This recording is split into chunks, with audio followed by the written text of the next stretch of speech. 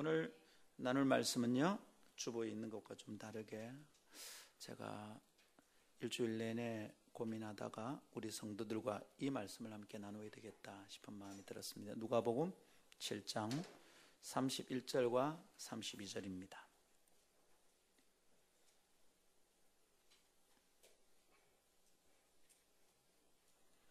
누가복음 7장 31절과 32절입니다. 찾으셨죠? 네. 누가복음 7장 31, 32 우리 함께 읽읍시다. 준비 시작. 또 이르시되 이 세대의 사람을 무엇으로 비유할까? 무엇과 같은가?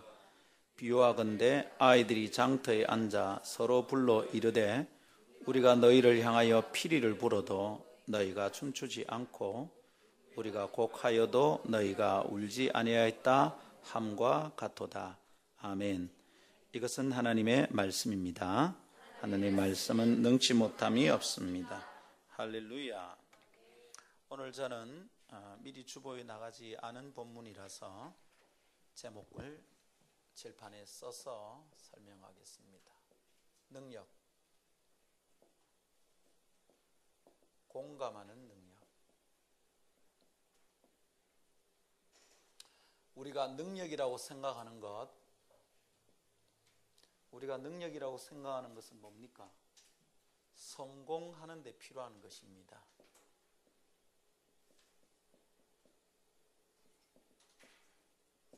성공하는 데 필요한 것이 능력입니다. 능력, 실력, 학력, 스펙 얘기를 많이 하지만 성공하는 데 필요한 게 아니면 능력이라고 인정받지 못하죠. 그래서 우리가 능력을 추구하는 세상에 살고 있습니다. 어떻게 하면 성공하느냐? 어떻게 하면 돈을 벌고 어떻게 하면 내 꿈을 이루느냐? 교회도 마찬가지겠죠? 교회가 능력이 있다. 사람들은 생각할 때 뭐라고 생각하는 거예요? 교회가 꿈꾸는 바를 이룰 수 있는 그 성공에 필요한 것이 능력이 아니냐? 그래서 사람들이 생각하는 거죠. 여러분, 성공에 필요한 능력 예를 들어 보십시오. 뭐가 있습니까? 아무나 얘기해 보세요. 성공하는 데 필요한 능력 뭐가 있습니까? 예? 뭐가 있습니까? 혈연. 그렇죠. 굉장히 중요해요. 혈연 나오면 바로 나온다, 그죠? 학연, 지연. 진짜 이놈의 연이들이 문제네. 지연이, 학연이, 혈연이 막 연이들이 문제라. 인연이 이놈의 연이들이 문제네. 이런 거 분명히 필요합니다. 여러분, 이거 무시할 수 있습니까? 없습니까? 이게 뭡니까? 관계입니다. 네트워크입니다. 관계와 네트워크를 무시하는 사람은 절대로 성공할 수 없습니다. 자, 또 어떤 게 있습니까? 성공하려면? 학벌, 학연. 학연이죠. 어느 학교 나왔느냐는 거죠. 미안합니다. 한국에서 초, 중, 고, 대를 한국에서 안 하는 애들이 원래 좀 절었습니다. 학연과 학벌이 똑같은 말이라는 걸 잘 구분을 못 하는 거죠. 용서하십시오. 그래도 저는 제가 좋습니다. 이쁩니다. 또 돈 있잖아요. 돈. 왜 이럽니까? 자기들이 제일 좋아하는 거 안 나오고. 돈 필요합니다. 돈. 맞습니까? 돈 필요합니다. 또요? 건강도 필요하겠죠. 또 뭐가 필요합니까? 아이디어. 굉장히 중요하죠. 창의력입니다. 창의력. 제가 제일 좋아하는 거. 저는 일할 때 남하고 똑같이 하는 거 정말 싫어요. 똑같이 하면 안 돼. 똑같이 하면 경쟁력이 사라져요. 우리 교회는 그래서 절대로 우리 교회가 똑같은 교회가 있다면 우리는 또 바꿀 거예요. 기분 나쁜 게 아름다운 교회라고 이름을 지어놨는데 아름다운 교회가 대한민국에 너무 많은 거야. 이름 바꿀까 고민 중입니다. 아름다움을 살면서 어떻게 센텀 아름다움 할까? 뭐 할까 지금 고민 중입니다. 수영 아름다움 할까? 고민 중입니다. 좋죠? 근데 여러분, 우리 시대에 성공을 위해서 진짜 필요한 게 사람들은 설득력이라고 생각해요. 여러분, 설득력 없으면 성공 못합니다. 제가 읽은 책 중에 설득의 심리학이라는 책이 있어요. 굉장히 중요한 책입니다. 여러분 꼭 한번 일독을 권합니다. 좀 두터워요. 우리 교회에서 한번 읽어볼까 생각하다가 이거 추천도서로 읽는 날은 그 달은 교인들이 다 도망갈 것 같아. 누가 발표자로 시킬 거냐, 머리에 쥐가 내릴 것 같아. 근데 이 책에서 그런 얘기를 합니다. 우리는 누군가를 설득할 때 쾌감을 느끼고 행복을 느낀다. 그러면서 설득하고자 한다는 거예요. 그런데 설득하려고 시작은 했는데 우리가 너무도 자주 설득을 당한대. 그럼 실패하는 거죠. 그죠? 물건 팔러 갔다가 내가 그 사람을 설득해서 내 물건을 팔아야 되는데 설득을 당해가 물건을 사고 온다. 이게 문제잖아. 그죠? 네. 전도하러 갔다가 전도를 당하고 온다. 말이 되냐고. 무속인 전도하러 가자. 딱 갔다가 무속인 전도하러 갔다가 점괘를 얻어가 온다. 이게 말이 되냐고. 이게 말이 안 되잖아. 그런데 굉장히 많은 경우에 현대인들이 누군가를 설득하고 싶어 하지만 설득당하고 살고 있다는 거예요. 누군가에 자꾸 설득당하면 현대사회에서는 실패하는 사람이에요. 성공 못해요. 내가 원하는 바를, 나의 물건을, 나의 아이디어를, 나의 계획을 누구와 함께 설득할 때, 이때 내가 성공하는 사람이 되는 겁니다. 그래서 설득에 대해서 관심이 굉장히 많은 거예요. 그러면서 설득의 심리학의 저자가 뭐라냐면 이런 말을 합니다. 어떻게 다른 사람을 설득하고 나는 설득을 방어하느냐. 이 전략이 현대인의 성공의 전략이 되어야 된다. 이런 얘기를 하는 거예요. 나는 그 사람을 설득하고 그 사람이 나를 설득하려고 할 때는 나는 어떻게 효과적으로 방어할 건가. 이게 현대인의 성공을 위해서 필요한 전략이다. 이렇게 말을 합니다. 중요한 책이고 좋은 책이고 꼭 참고해야 될 책이지만 그런 논리는 성경적이 아니에요. 자, 여러분, 설득의 심리학에서 말하는 설득력이야말로 현대사회에서 꼭 배워야 될 아주 중요한 기술입니다. 그리고 이것은 능력입니다. 설득력이 있어야 됩니다. 그래서 여러분, 자기 마음에 있는 것을 누군가에게 잘 표현하는 의사표현 능력이야말로 현대사회 인간관계에서 성공하는 삶, 행복한 삶을 위해서 너무 중요해요. 근데 자기 속에 있는 것을 의사표현을 못 해요. 이러면 쌓여두면 어떻게 됩니까? 자기가 말을 안 해놓고 다른 사람에 향한 미움과 서운함과 원망이 내 안에 생기는 거예요. 내가 말을 못 했어. 말을 못 한다고 저 사람이 나를 알아줄 수가 있나? 내 마음 몰라준다고 원망합니다. 투덜거립니다. 여러분, 잘 표현하는 거 굉장히 중요해요. 표현해서 그 사람을 설득할 수 있다면 더 좋을 겁니다. 저는 제 마음에 늘 이런 기도 제목이 있습니다. 하나님, 5분만 만나면 사람을 설득하게 도와주십시오. 복음을 전하는 사람이니까. 지금 고민하고 있는 것이 지금 부산 경남의 10대 복음화율이 4%인데 저는 10년 안에 이것이 10% 되기를 기대하고 제 삶을 헌신했습니다. 지금 다시 헌신했습니다. 저는 이게 10년 안에 되기를 바라는 거예요. 근데 여러분, 10년 안에 되기를 바라면서 제 마음에 한 가지 생긴 생각은 이것입니다. 이거 제가 우리 교회 다시 한번 오예배 때 친하게 좀 나누려고 생각합니다. 우리 교회 나아갈 방향이기 때문에 성도님과 좀 더 나누고 싶어요. 근데 좀 천천히 제가 생각을 좀 더 정돈해서 전략이 세워지는 대로 여러분과 더 나누고 싶습니다. 그거 정돈되고 나면 우리는 올인합니다. 막 달려갈 겁니다. 이거 어떻게 4%로 10% 만들 건가? 10대들이 4%가 10% 되면 여러분 어떻게 되겠어요? 걔들이 대학생도 어른이 되기 때문에 부산시 복음화율이 금세 20% 올라갑니다. 애들 건져야 돼. 애들 아름또래 건지고 아름팀 건지면 부산이 복음화 된다 이 말이죠. 믿습니까? 그런데 여러분, 이거 할 때 제가 가만히 보니까 지금 교회 교육이 지금 다음 세대를 섬기고 얘들에게 복음을 전하는데 실패하고 있는 거예요. 우리가 하고 있는 방법이 안 됩니다. 이게 틀린 것은 아니더라도 적확한 것은 아니에요. 정확한 거 아니고 적확, 딱 맞는 것은 아니라 영어로 relevant 하지 않아. 이거 안 되는 거예요. 그러니까 지금 떨어지고 있는 것이죠.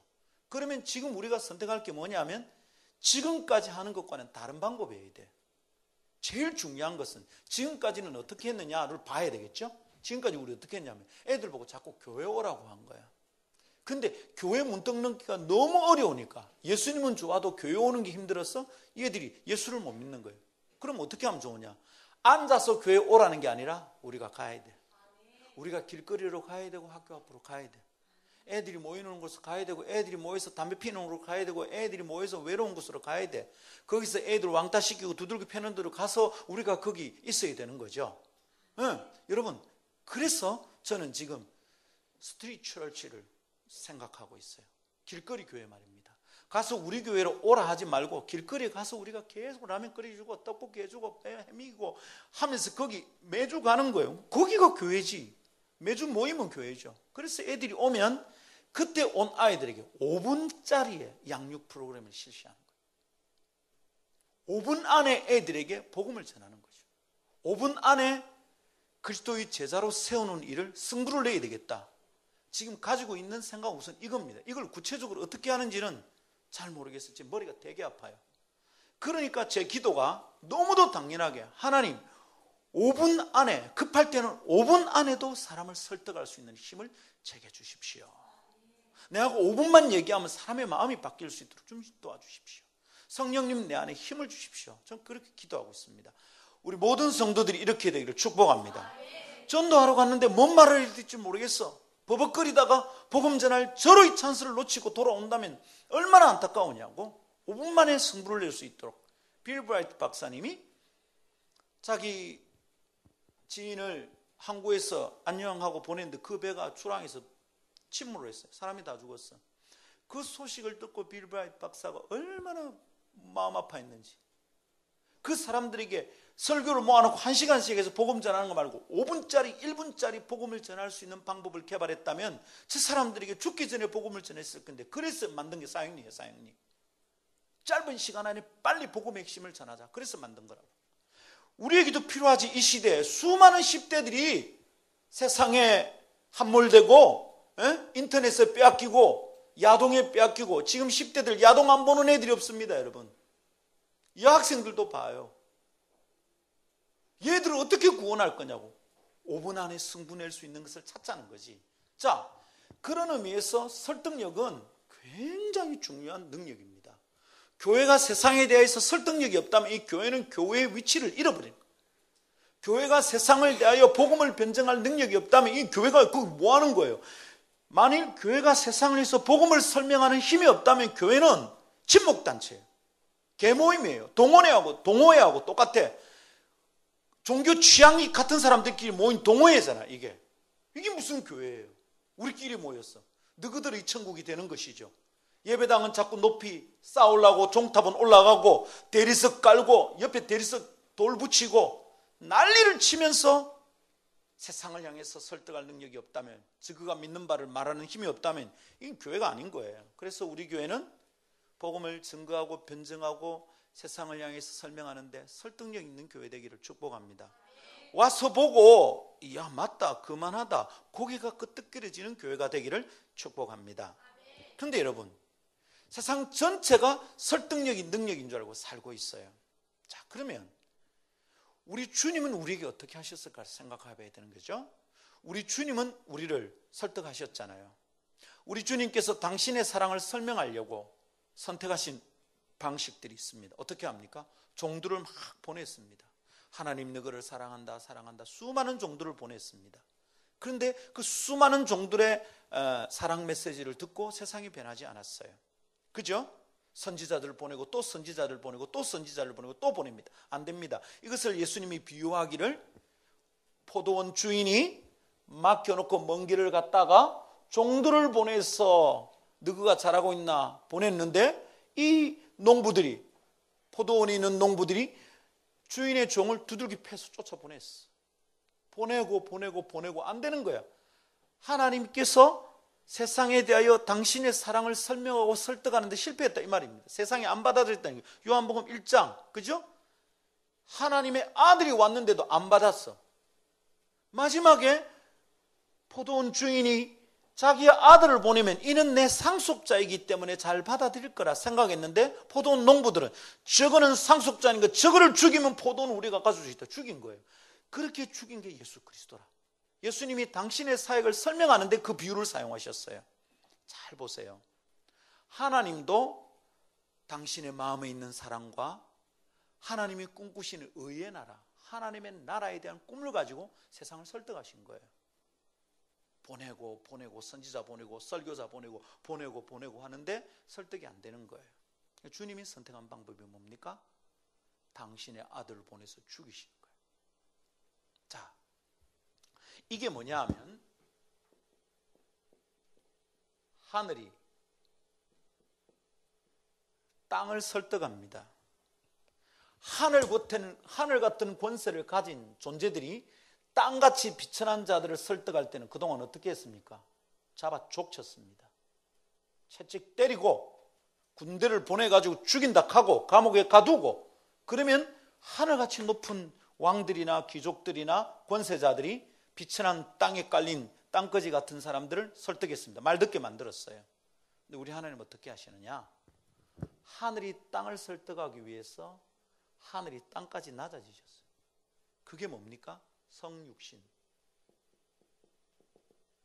기독교는 성육신에 대해서 똑바로 이해해야 돼. 성육신을 이해하지 못하니까 기독교가 아니라 개독교 소리를 듣는 거예요. 자기들의 섬기는 신은 사람처럼 돼서 땅에 왔는데 그 신을, 하나님을 섬기는 인간들은 자꾸 높아지려고 하니까 세상이 수많은 철학자들이 그런 말을 했습니다. 너희가 전하는 예수는 믿고 싶지만 너희는 따르고 싶지 않다. 너희가 말하는 예수처럼 살고는 싶은데 너희가 믿는 예수는 안 믿고 싶다. 이렇게 말을 했단 말입니다. 하늘이 땅에 와서 땅과 같아져서 성육신에서 땅을 설득하신 게 인카네이션, 성육신입니다. 이게 하나님이 세상을 설득하신 방식입니다. 우리 주님도 설득력을 중요하게 여겼어요. 내 아들을 보낸다. 그래서 설득하신 거예요. 결국 하나님이 우리에게 가르쳐 주신 최고의 설득의 기술은 뭐냐면 당신이 당신의 위치를 버리고 땅으로 낮아지는 겁니다. 이거란 거죠. 여러분, 이것을 현대인들이 말하는 말로 하면 뭘까요? 공감하는 능력이에요. 공감하는 거예요. 같아지는 거예요. 파토스가 같아지는 거죠. 영어로 한다면 sympathy, 같다는 말이고, 이건 파토스란 말이잖아요. 인터넷 페이소스 이래 나옵니다. 파토스란 말입니다. 안에 있는 막 열정과 울분과 안타까움과 이런 복잡 미묘한 마음, 생각, 감성이 막 쏟아지는 거죠. 근데 그게 같아지는 게 뭐냐면 공감입니다. 하나님은 땅에서 저주받아 죄의 저주 아래 죽어가는 인간을 구원하기 위해서 주님이 선택하신 것이 뭐냐면 당신이 세상과 같아지는 거예요. 심 같아지는 거예요. 와서 주님의 마음에 있는 파토스를, 세상을 보는 안타까움을, 찢어지는 가슴을 쏟아 놓으시는 거예요. 피토하듯 쏟아 놓으신 겁니다. 그래서 우리 주님이 일찍 죽으신 거예요. 십자가에 달려서 일찍 죽은 게 아니에요. 십자가에 달려서 예수님은 6시간 만에 돌아가셨어요. 기록에 보면 십자가형에서 6시간 만에 죽는 죄수가 없었어요. 그 다음 날이 안식일이기 때문에 로마 군인들이 와서 안식일까지 골고다에 사람 달아놓지 않으려고, 안식일이니까 와서 죄수들이 그때까지 안 죽거든 보통. 와서 강도 둘을 보니까 살아있어. 다리를 꺾어서 죽였어요. 그리고 예수님도 죽이려고 다리를 꺾으려고 와보니까 이미 죽었어요. 6시간 만에 죽었어요. 왜 그랬을까? 주님이 속에 있는 파토스가, 이 페이소스가 고통받는 인간들을 볼 때 와서 보니까 세리들, 가난한 자들, 장기들, 멸시받고 사는 자들을 볼 때 주님의 마음이 찢어지시는 거예요. 볼 때마다 그분의 마음이 쏟아진 거죠.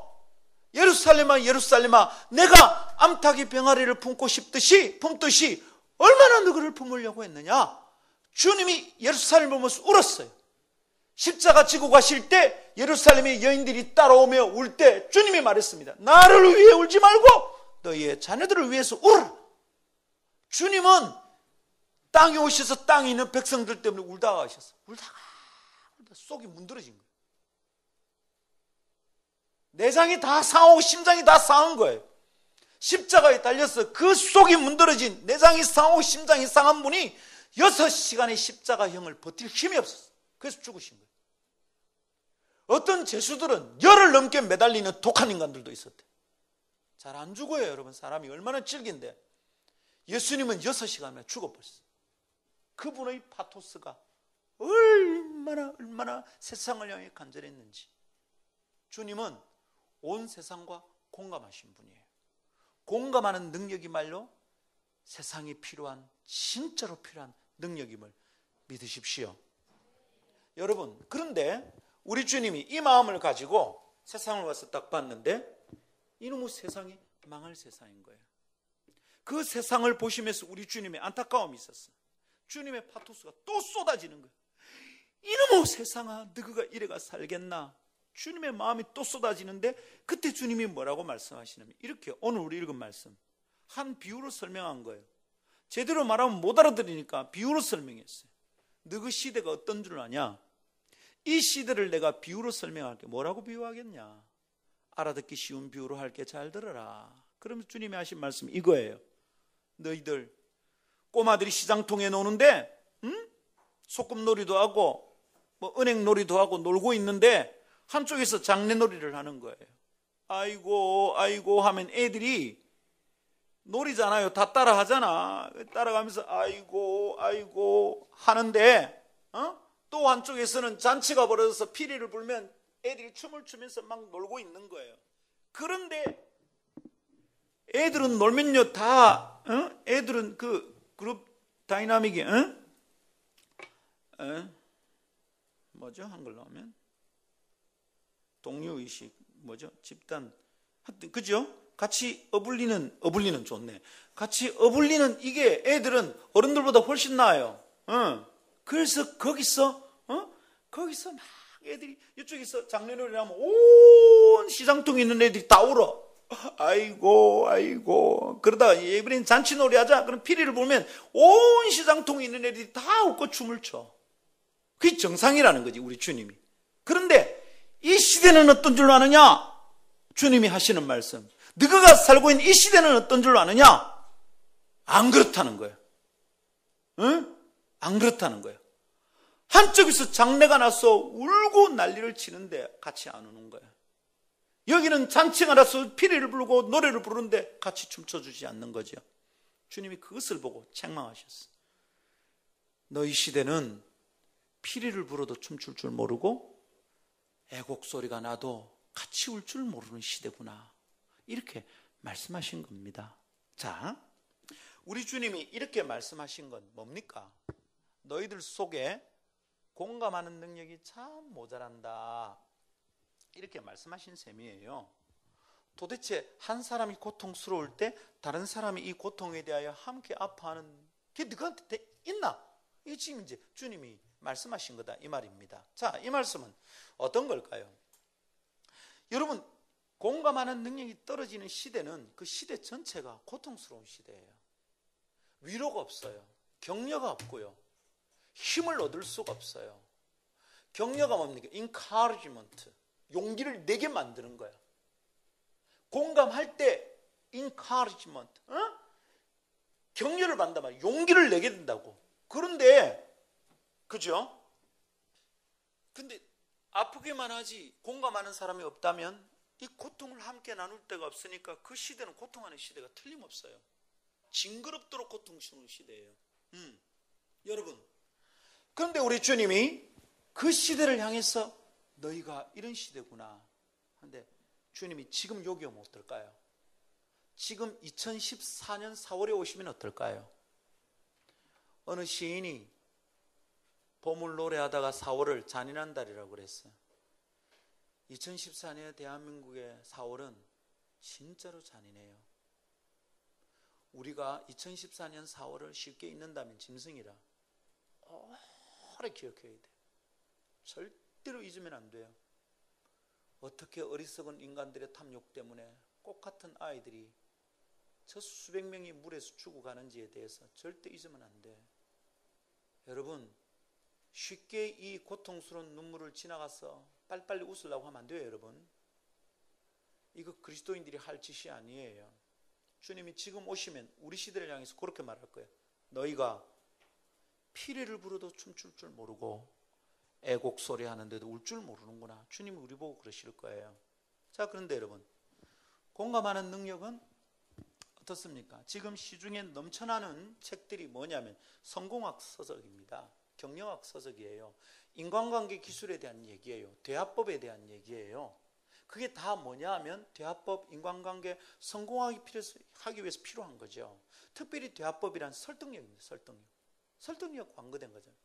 여러분, 말 잘하는 법, 3분 안에 설득하는 법, 대화와 말하는 것과 관련된 책들이 무지무지 많습니다. 저희 집에 모아놓은 책들만 해도 지금 10가지가 넘습니다. 유머 사용하는 법, 이런 것까지 어마어마하게 많습니다. 여러분, 이런 걸 가지고 어떻게 설득하라는 것이죠. 그런데 여러분, 우리 주님께서 지금 책망하고 계신데 이게 뭐냐 하면 너희들 말이야, 너희들 속에는 공감하는 능력이 부족해 말하는 거죠. 그러면 우리 시대를 생각해 볼 때 우리 예수님이 지금 뭔 얘기를 했느냐? 인간관계 잘 못하는 사람들에게 성공하려면 인간관계를 잘해야 된다. 지금 이 얘기하고 있느냐는 거죠. 우리 주님이 지금 경영학 컨설턴트냐? 우리 주님께서 지금 그런 관점에서 얘기하고 있는 게 아니에요. 혹은 공감하지 않으면 지도자로서 합당하지 않다. 정말 공감하는 사람이 필요하다. 그런 사람이 진짜 지도자다. 그래서 이름이 요놈은 지도자가 되고 요놈은 안 된다. 이 얘기를 하려고 주님이 그런 로얄 패밀리들을 교육하려고 주님이 지금 그런 것을 가르치고 있는 중이냐? 이렇게 보면 정말 틀린 거죠. 여러분, 우리 시대 진짜 공감하는 능력이 떨어지는 지도자들을 우리가 참 많이 지도자로 뽑았었어요. 네? 세상에 진도항에서 유가족들이 울고불고 난리치고 대통령이 와서 이따구로 안 하면 가 그랬다고? 누가? 제 아버지가 서울시장에 나오려는 그 집에 아들 녀석이 이놈의 자식고 내 앞에 있으면 내가 귀싸대기를 때렸을 거야. 사람이 죽어가는데 기본적으로 무례한 거예요. 사랑은 무례히 행치 아니하며. 사람이 죽어가는데 어디서 미개하다 소리를 하는 거야. 아를 잃어버렸는데 내 아가 물속에 들어가서 나오지를 못하는데 분노하는 게 당연하지. 그때는 곁에서 가만히 있어줘야 돼. 제가 그날 아침 그 뉴스를 보고 너무 마음이 아파서 제가 페이스북에 글을 하나 올렸습니다. 그럴 때는 누군가 욕을 얻어먹어 줘야 돼. 누군가 욕을 얻어먹어도 괜찮은 거예요. 그 사람이 대통령이라 할지라도 욕을 얻어먹어야 돼. 제가 확실히 믿기로는 만일 그 자리에 예수님이 계셨으면 예수님이 욕 들었을 거예요. 얘들아, 아무도 잘못한 사람이 없으니까 내가 잘못했다. 내가 십자가를 질게. 주님 또 십자가를 지셨어요. 나는 그렇게 믿어요. 누가 잘못했노 지금? 아무도 잘못한 사람이 없어. 다 제가 잘못했다고 난리를 치고 있습니다. 아니, 고통받는 사람들이 화를 내고 욕을 냈다고 그 미개하다고 그런다. 물을 막 장관들에게 끼얹었다고 우리나라가 미개하대요. 제가 그래서 페이스북에 이랬었습니다. 우리가 아무리 미개해도 그렇지 너그 같은 사람을 추장으로 뽑지는 않을 것이다. 미개하다 그러니까 우리는 대통령 뽑고 시장 뽑는 게 우리는 추장 뽑는 거야. 의도적으로 제가 그렇게 표현했습니다.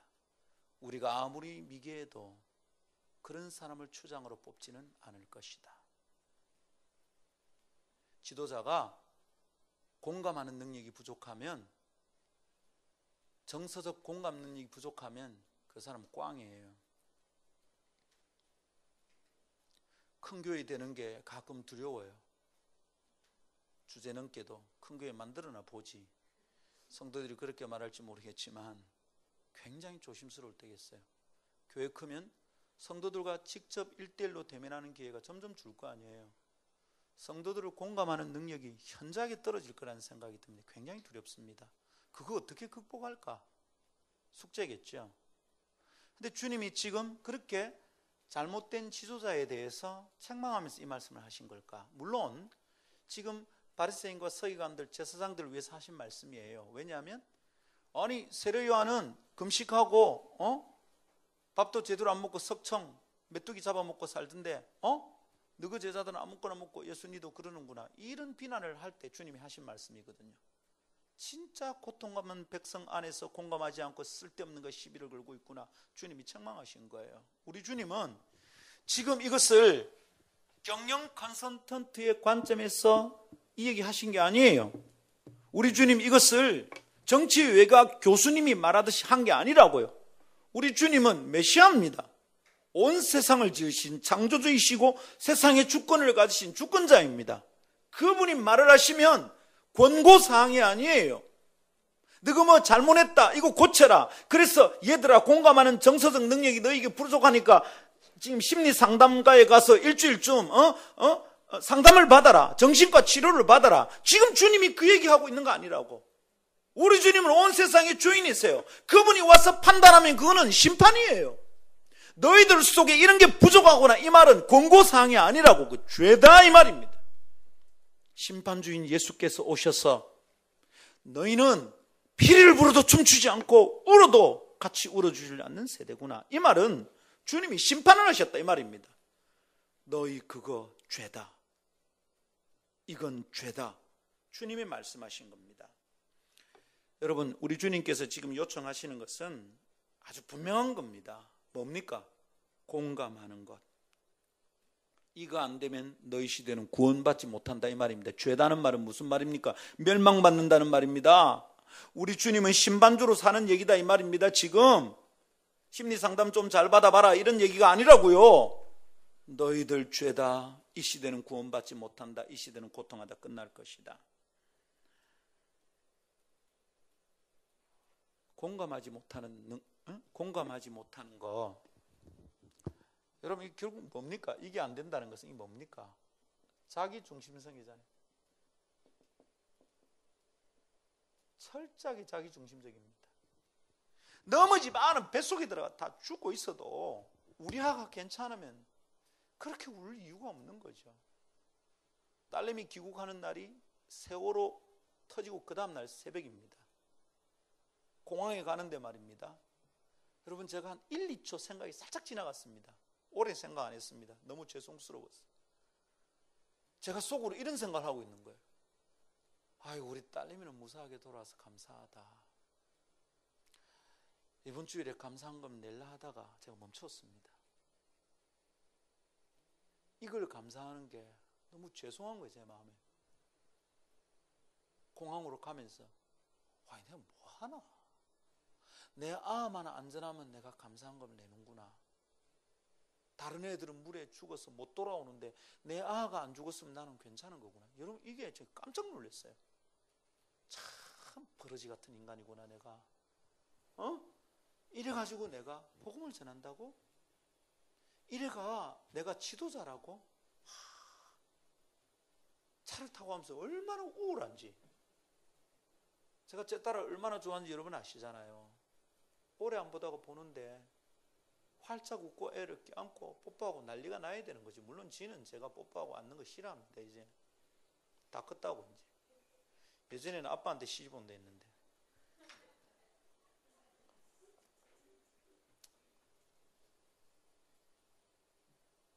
딸에게 말했어요. 니는 안전하게 돌아왔는데 물에서 돌아온 애들이 아직 없어서 아빠가 마음대로 웃을 수가 없다. 미안하다. 그 1, 2초 사이에 우리 딸은 안전해서 감사하다고 들었던 생각이 너무 죄책감이 느껴졌어요. 공감하는 능력이 없는 것은 우리의 죄성 때문입니다. 이기심, 자기중심성, 지만 괜찮으면 되는 거죠. 그러니까 창문 내리고 담배꽁초 밖으로 아무 데나 버리는 거지. 저거 집 앞에 쓰레기 놔두면 냄새 나니까 너무 집 앞에 쓰레기 갖다 놓는 거지. 얼마나 못되고 나쁜 겁니까? 세상 구원받지 못해. 여러분 죽고 천국 가는 게 구원입니까? 이렇게 가르치면 개독교가 되는 거예요, 이게. 예수님이 오늘 우리 시대에 오면 또 말할 거야. 교회마다 종탑 놓고 교회마다 기도원 만들고 묘지 만드는 이 썩어 빠진 교회들아, 너가 피리를 불어도 춤추지 않고 울어도 애곡하지 않는구나. 우리 책망받을 거예요. 너희 시대는 구원받지 못한다. 애들이 지금 물속에 들어가가지고 안 나오잖아요. 걔들 거기서 뭐 합니까? 스쿠버 다이빙 합니까? 살아내 있을까요, 지금? 그렇게 함부로 말하는 게 마음 아프지만 이젠 살아있을 거라고 기대할 수 없어. 시간이 다 죽었어. 근데 여러분, 이 아픔을 보는 우리 시대 사람들의 눈이 정말 고통스러워요. 너무너무 고통스러워. 인터넷에 떠돌아다니는 글을 읽는 것이 너무 힘들었어. 안 보려고 덮었어. 근데 또 궁금한 거야. 애들이 또 한 명이라도 살았을까 싶어. 또 열어봐. 그럼 또 그 쓸데기 없는 소리를 또 듣습니다. 안 봐. 좀 있으면 또 한 애라도 구조했을까 싶어. 또 열어봐. 이게 하루 종일 반복됩니다. 그런데 어느 교회에서 그랬답니다. 회개하고 죽지 않으면 다 멸망받을지도 모릅니다. 세월호의 교훈을 잘 배워야 됩니다. 이렇게 설교했대요. 아주 큰 교회, 대한민국에. 아주 귀한 목사님입니다. 아마 오늘 설교 2탄을 한대요. 저번에 부활절에 1탄 했고 2탄을 하는데 들어가서 한번 들어봐야 되겠어요. 어떻게 잘 마무리하는지. 아마 그분의 성품상 그렇게 함부로 얘기할 분은 아닐 거예요. 근데 저는 타이밍 잘못 골랐다. 지금 물에 빠져 죽은 유가족들 앞에서 회개하지 않고 죽으면 저렇게 다 순식간에 언제 들이닥쳐서 모른다, 멸망당한다. 그 설교할 때가 아니지. 우리 정말 잘 모르는 거예요. 공감하는 능력이 너무 부족해. 교회가 세상과 함께 가질 못하는 거예요. 개독교가 되는 거죠. 다 잡소리 그만두고 무릎 꿇고 회개해야 돼. 이건 우리 아비와 우리 집안의 죄입니다.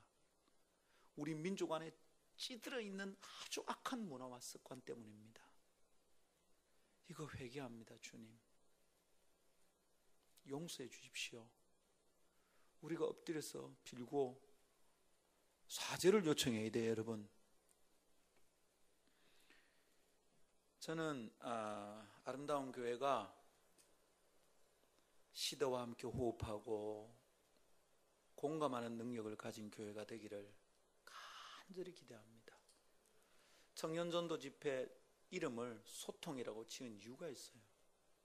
소통. 그동안은 교회가 세상과 불통이 있어. 불통. 교회 문턱이 너무 높아. 교회당 하면 오기가 힘들어요. 전도하면 뭐라 합니까? 아이고, 교회 가는 게 부담스럽답니다. 예. 이번에도 제가 몇 번이나 들었습니다. 부담스럽대요. 교회 문턱이 높아요. 교회는 세상과 소통하는 방법을 몰라요. 하나님은 세상과 소통하려고 땅에 오셨는데 교회는 안 가는 거예요, 세상으로. 예? 하나님이 지금 세상을 보고 이 아이들아, 너가 하늘만큼 높아져라. 너희들의 도덕적 윤리적 기준이 그래가 안 되겠다. 하늘나라처럼 내까지 온나 그럼 내가 구원해 줄게 안 했고 하나님이 땅으로 왔다니까요. 하늘로 와라 그러면 구원해 줄게 한 게 아니라 땅에 왔단 말입니다. 와서 나란히 서서 이 애들을 하늘로 데려가시려고 주님이 오셨잖아요. 그래서 우리가 구원받은 거예요. 믿습니까? 근데 우리는 그래 안 하는 거라. 되게 교만한 거야. 온 세상을 판단하고 정지하고 있는 거야. 예수 믿는다는 이유 하나로 우리가 무슨 선지자인가? 막 판단하고 있는 거야. 공감하는 능력을 회복해야 되겠습니다. 공감하면 어떻게 합니까? 공감이란 감정을 같이 하는 거예요. 함께 마음을 나누는 거예요. 울어야 돼. 지금은 시도 때도 없이 눈물이 나야 되는 거예요. 사실은 여러분, 한 2주간 동안 이 뭐랄까요, 이 공황 상태라. 정서가 오후에 설교할 거리가 있었지만 사실은 주보인 안 거 말고 다른 거 할 생각이 있었어요.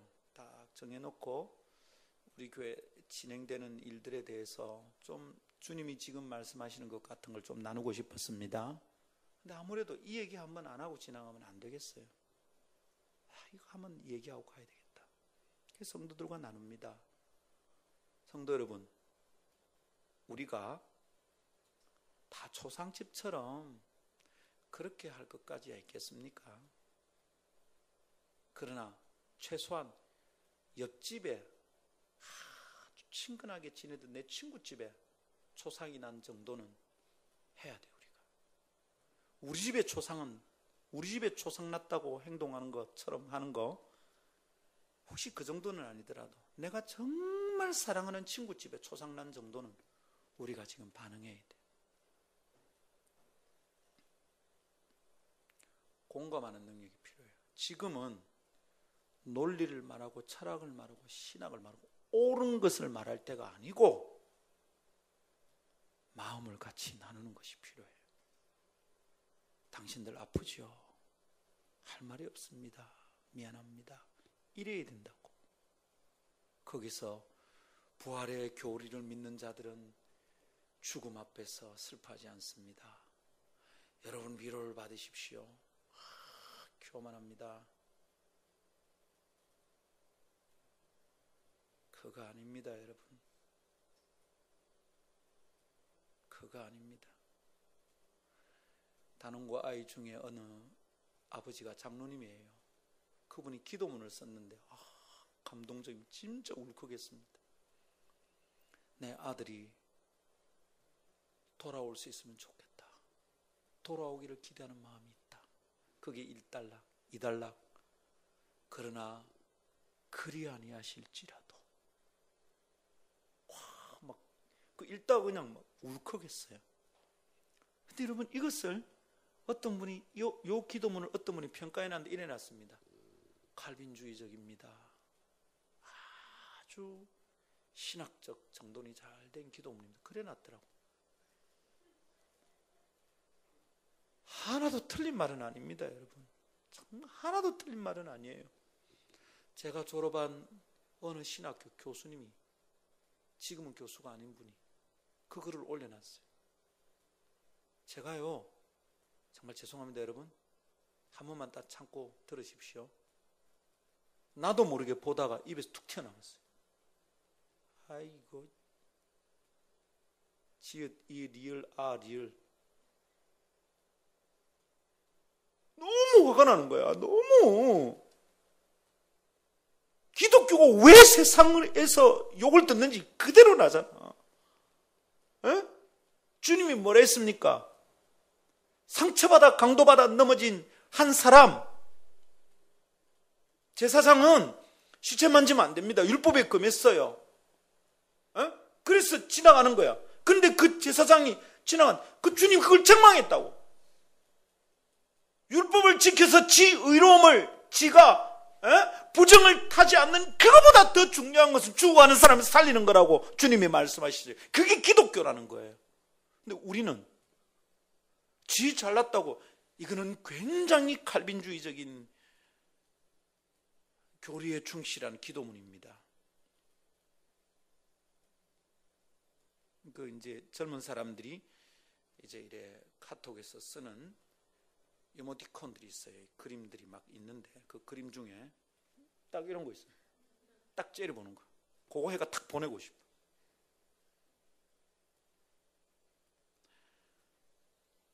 사랑하는 여러분, 공감하는 능력을 잃어버리면 사람이 아닌 겁니다. 사람이 아닌데 개, 돼지, 말한테 칼빈주의 교리가 뭔 필요가 있어요? 개들이 구원받습니까? 사람이 아닌데 장로교 개혁주의적인 관점, 철학 무슨 의미가 있습니까? 사람이 아닌데. 우리가 사람이어야지 칼빈 교리가 필요하지. 너무너무 마음이 안타까워요. 그래서 우리 성도들 다 지나가는 일이지만 마음 잘 가다듬으시고 소망 중에 주님을 바라봐야 합니다. 그러나 고통하는 사람들과 함께 할 때 어떻게 해야 하는지에 대해서 배워야 합니다. 지금 함께 울고 그리고 함께 화내야 합니다. 제가 어느 선교단체에서 원치 않는 방식으로 나오게 되었을 때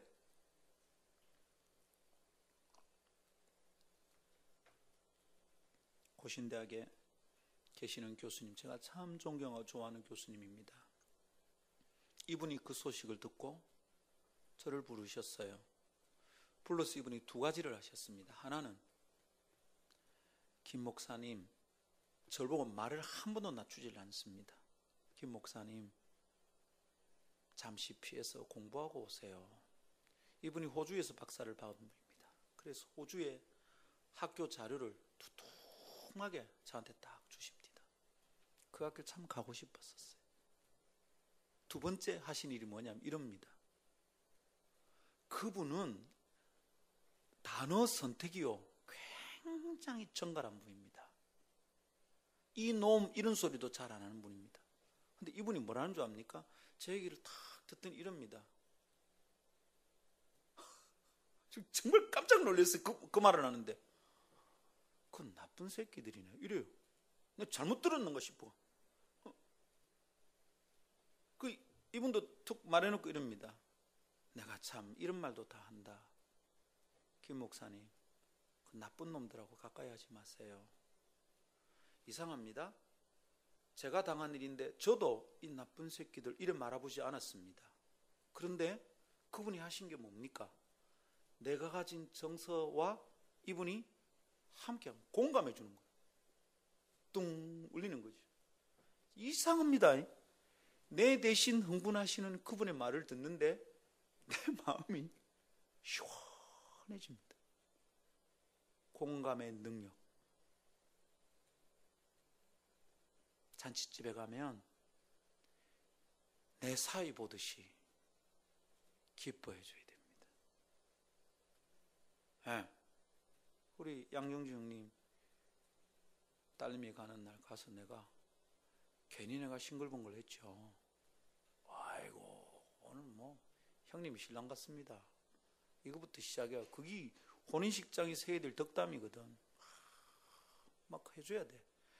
실제로 60 넘은 할배가 무슨 그 젊은 아보다 더 신랑 같을 리가 있나. 죄송합니다. 그럴 리는 없어요. 근데 그게 내가 공감하는 방식이지. 함께 기뻐하고 즐거워하고 좋아라 하는 거예요. 신부 엄마 보고 우리가 하는 덕담이 있잖아요. 아이고 딸내미가 꼭 엄마 닮았네. 그런데 나는 오늘 신부가 누군지 신부 엄마가 누군지 헷갈렸어요. 그게 헷갈리면 안과에 가야지. 그게 어떻게 헷갈려요, 여러분? 이게 뭡니까? 공감하는 거. 같이 기뻐해 주는 거죠. 우리 교회 이것 좀 잘하면 좋겠어요. 기독교가 이것 좀 잘하면 좋겠어. 예수님은 그거 잘하신 분이에요. 네? 전능하신 하나님이 사람처럼 돼서 온갖 고통을 다 당하셨잖아요. 완전 공감하신 것이. 죄로 저주받아 죽어가는 영혼들의 죽음의 고통을 온몸에 받았어. 우리와 같아지신 분이 하나님이신 예수님입니다. 아멘. 근데 우리는 공감 안 하는 거예요, 이게. 장례식에 가면 공감해 주세요. 같이 울어주세요.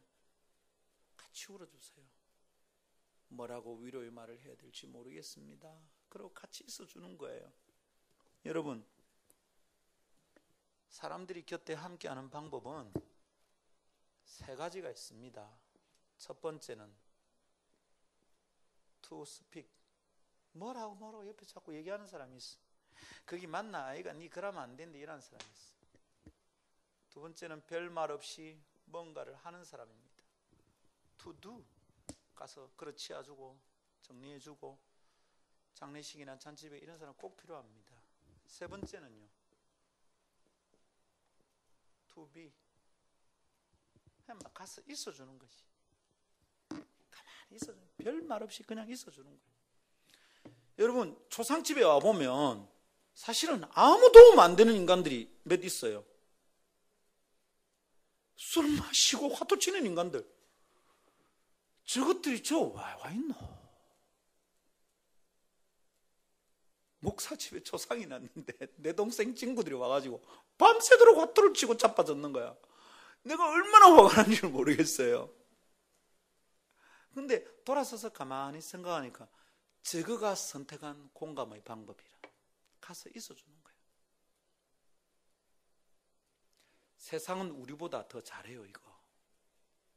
예수 믿는 우리가 교리한다고, 신학한다고, 구원의 도리한다고 나불대는 거예요. 가만히 있어주세요. 방금 시험에 떨어지나 보고 말합니다. 네 무엇에 실패한 줄 알겠지? 한 번 더 재수할 때는 잘해라. 내가 네를 위로하는 방식이다. 가라마! 그때는 아무 말 하면 안 돼. 수고했다. 시험 치고 막 들어오는 아보고 엄마가 말합니다. 몇 점이고? 무식해도 어떻게 그렇게 무식할까? 들어오면 아무 말 하면 안 돼. 시험 치고 수고했다. 맛있는 거 해놔도 먹어라. 우선 그 말부터 해야지. 그 눈치 좀 보면서, 눈치를 조금은 보이잖아요. 얘가 좀 잘 치다 싶으면 몇 점인데, 좀 못 치다 싶으면 말하면 안 돼. 가만 놔놔. 내가 말한다고 가 대학에 붙나? 가만 좀 놔놔. 가만. 어쨌든 가만 놔놓으면 내가 옆에 가만히만 있어도 위로받고 회복이 됩니다, 여러분. 저 진짜 고통스러운 시간을 지나올 때 너무 창피스러운 거예요. 응? IMF 와가지고 막 가장들 막 날아가고 할 때 저도 일자리를 잃어버렸어요. 아내한테 이 얘기를 하는 게 너무 부끄러워. 네. 그래서 안방에도 안 가고 서재에 들어가 가만히 있었어.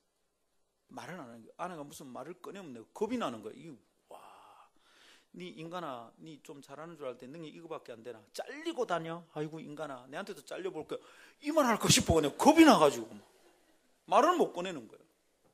근데 어느 날 새벽 1시쯤 됐어요. 서재에 있는 거지. 아내하고 눈을 마주치는 게 부끄럽고 창피스럽기도 하고. 가만히 서재에 그럼 책을 읽냐 기도를 하냐 아무것도 아니면 가만히 있어요. 내가 내가 진짜 이 정도밖에 안 되나 싶고 너무 화가 나는 거죠. 근데 아내가 똑똑 집사람이 새벽 1시에 차를 한잔 들고 들어옵니다. 드디어 올 것이 왔구나. 이 여자가 오늘은 작심을 했구나.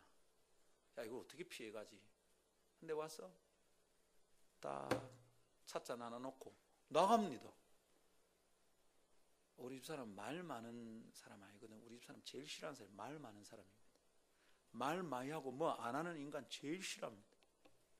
말 많이 하고 뭐 안 하는 인간 중에 하나가 one of them 내 아이가 내가 막 되게 싫어요. 우리 집 사람은 왜부터 사는지 모르겠어. 근데 딱 갖다 놓고 나가다가 문을 잡고 돌아섰어. 한마디 딱 하는데 와, 근데 그날 밤에 엉엉 울었어. 당신 어떠한 경우라도 나는 당신 편입니다. 이러고 나가봤어. 지 혼자 잘난 척하고 나온 거지. 여보 어쩝니까? 뭐 이래 좀 많이 시끄럽다. 뭐 어쨌든 내가 할 거라도 이래 해야 뭐 가장의 위신이 좀 서는 긴데 지 혼자 잘난 척하고 나온 거야. 당신이 어떠한 경우라도 나는 당신 편입니다. 나가봤어. 와, 그런데 제가 그때까지 살면서 들어봤던 말 중에 제일 감동이었어요. 한편 부끄럽기도 하고 마누라한테 이 소리 들어야 되나 싶기도 하는데 이게 뭘 그냥 문 닫고 나가는 순간 그게 공감이지. 할 말 있겠지. 남편한테 어떻게든 말도 제대로 안 하고 이렇게 의사소통이 안 돼요. 뭐 할 말 있겠지. 바가지 끌고 수 있겠지. 당신 편입니다. 말 한마디 안 해. 우리 이것으로 사람 구원할 수 있습니다. 그러니까 여러분 정서를 좀 맞추어 주세요. 한쪽에서 울 때 그 사람보다 더 울어줘 버려야 돼. 그래 위로가 돼. 저 사람 열받아 있을 땐 우리가 그 사람보다 욕을 더 해야 돼. 인터넷에 말하지 않고 침묵해야 된다. 진짜 때려주고 싶어. 자기는 완전히 구계자라, 구계자. 바깥에서 관람하고 있는 거야. 고고한 척하고 있는 거지. 어떻게 지금 아무 말 안 해? 하루에도 수백 번 가서 그냥 선장을 잡고 그냥 막 목을 비틀고 싶은 마음이 생기는데 목사로서 못하는 거지 지금. 적어도 고통받고 있는 유가족과 나의 정서가 맞춰줘야 돼. 그것이 세상을 구원하는 주님의 방법이었습니다. 죄인은 스스로는 절대로 구원이 안 돼. 예수님이 죄인의 죄와 맞춰주시니까 우리가 살게 된 거예요. 그분은 절대 의로운 분이잖아. 어떻게 죄인과 수준이 맞아? 그런데 완전히 사악한 죄인처럼 강도들 사이에 달려서 죽으시고 죄인과 레벨을 맞춰주셨어. 인카네이션 하신 거지. 그래서 우리를 구원하신 거예요. 그렇게 구원받은 그리스도인들은 잘난 척하고 있는 거야. 세상을 향해서 따지고 이렇게 하면 성경적이지 않고 아니고 구원받은 사람이 그러면 부활의 소망 있는 사람 울면 안 되고. 지금 주님이 오시면 어떻게 하겠냐 한번 생각해 보시면 지금 주님 어디 계실까요? 여기 계실까요? 주님 엎어진 그 뱃속에 들어가 계셔. 벌써 주님도 죽으셨어요. 우리만 살아서 입이 나불대는 거지. 자, 좀 흥분한 것 같지만 여러분 이 일로 한번 깊이 울어봐야 돼. 마음이 되게 아파야 돼. 그리고 아주 강렬하게 분노해야 됩니다. 성질 내는 거 말고 인터넷에 보면 성질 부리는 애들이 있어요. 아이고 이것들은 한 달 안에 다 잊어먹을 애들이다. 절대로 잊으면 안 됩니다. 여러분 또 이런 일 일어납니다. 이번 겨울 끄트머리 경주에서 외대 아들 죽었다. 오늘 화수 내 외대 채플 가는데 참네. 무슨 설교를 어떻게 해야 되지? 이 비슷한 얘기를 해야 될 것 같은데 내가 참 조심스럽습니다. 걔들 아프면 또 아프게 건드릴까 싶어서. 계속 반복됩니다, 여러분. 왜? 너무 쉽게 잊어버리잖아. 냉정하게 다 기억해야 됩니다. 어른의 사악한 욕심 때문에 아들이 죽는구나. 다시 이런 일을 안 해야지. 그거 안 잊어버리려면 어찌하면 되냐면 아주 불같이 화를 내야 됩니다. 겉으로 팍 하는 거 말고 속으로 이거 아니야. 이 나라 이거 아니야. 목요일 아침 새벽 기도하는데요. 7시 넘어서 저랑 한 성도랑 둘이 남아 있었습니다. 7시 넘었기 때문에 내가 일어나 정리 안 하고 목요일 날 누가 땅이 울주에 땅이 난 게 있어서 10억짜리인데 목사님 좋은 땅입니다. 갔다 오니 참 좋습니다. 내놨는데 권사님이 아무한테나 주는 건 아니고 목사님이 다 그걸 하면 뭘 하면 좋겠습니다. 그거 지금 가야 돼. 약속된 시간이 있으니 7시 좀 넘어서 일어나려는데 뒤에서 엉엉 동공을 합니다. 자기 아버지가 죽어도 그렇게 울겠나 싶어요. 막 콧물 줄줄 흐르고 막 난리가 났어요. 제가 언뜻 돌아봤더니 아버지 이 나라 아닙니다. 이 나라 아닙니다. 이거 아닙니다. 우는데 막 내가 일어나다가 앉았어요. 나도 다시 울었어. 울다가 그 감각 안 놓치려고 바로 페이스북에 글을 하나 올렸습니다. 나 지금 이 감각 안 놓쳐야 되겠다. 여러분, 지금 우리에게 필요합니다. 이게 고통받는 그들과 하나 될 수 있는, 공감할 수 있는 비결입니다. 우리 시대가 이걸 회복하지 않으면 우리 시대는 구원 못 받습니다. 아이고 목사님 예수 보혈만 믿으면 안 됩니까? 예, 맞습니다.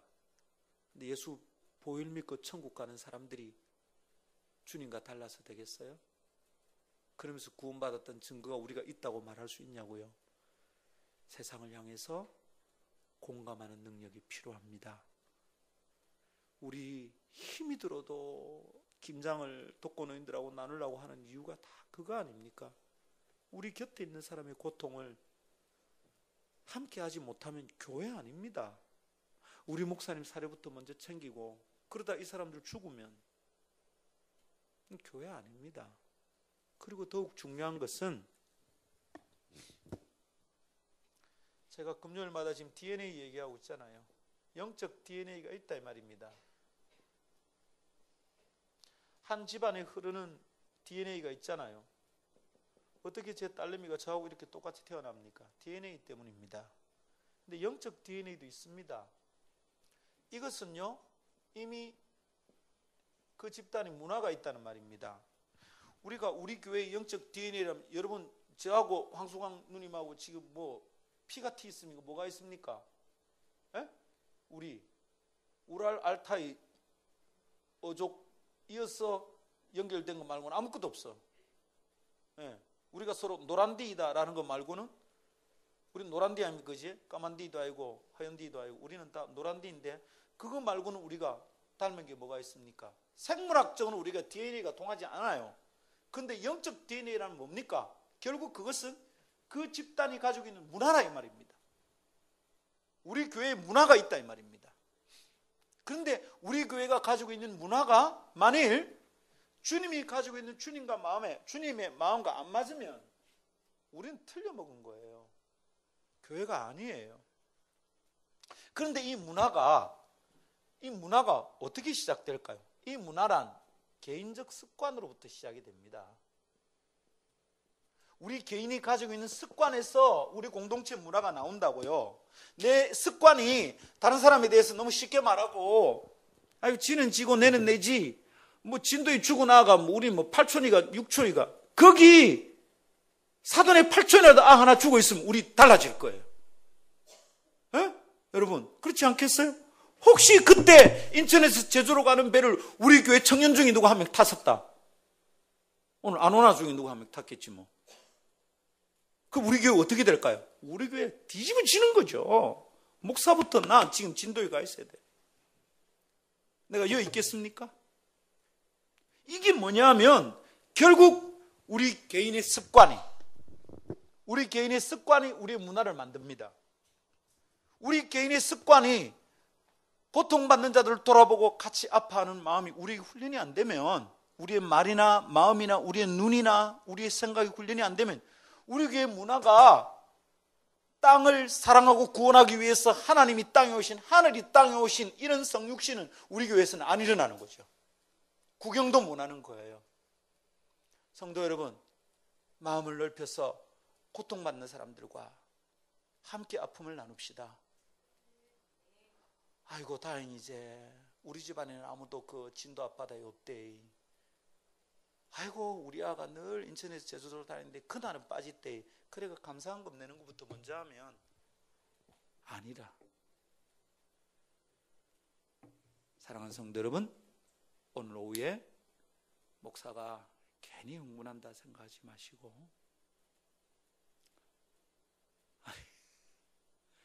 엑소라는 지금 아이돌 그룹이 있습니다.